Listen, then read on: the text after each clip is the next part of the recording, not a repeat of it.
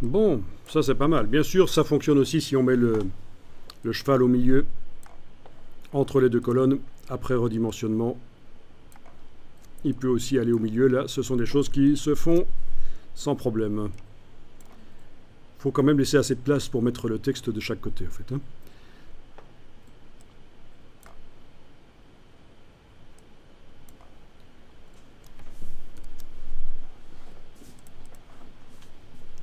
Mais je vais revenir en arrière parce que sur la droite, c'était quand même mieux, comme ça, je trouve.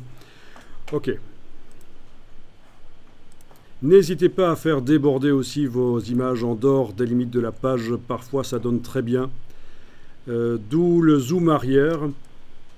C'est une erreur de débutant de vouloir montrer la totalité des images. En fait, il faut considérer que les pages d'un document InDesign sont comme des fenêtres sur la réalité.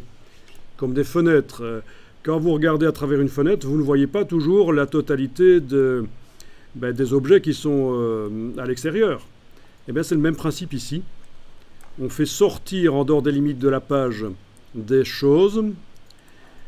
Je vais prévisualiser en affichage aperçu.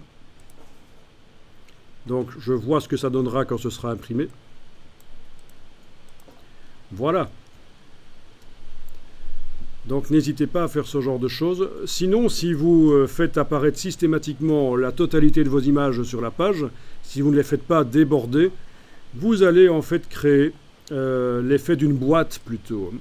Donc c'est l'effet boîte. Oups, j'annule parce que je devais utiliser l'outil transformation manuelle, voilà. C'est aussi quelque chose qui fait la différence entre une mise en page valable professionnelle et une mise en page qui ne l'est pas. Dans une mise en page professionnelle, vous allez systématiquement voir que des choses débordent en dehors des limites de la page, des images débordent. Regardez les magazines, ils font déborder, ça ouvre l'espace. Là, c'est pas excellent par rapport à ce qu'on avait juste avant, en fait. Ce genre de choses est plus intéressante. Bon. Ok.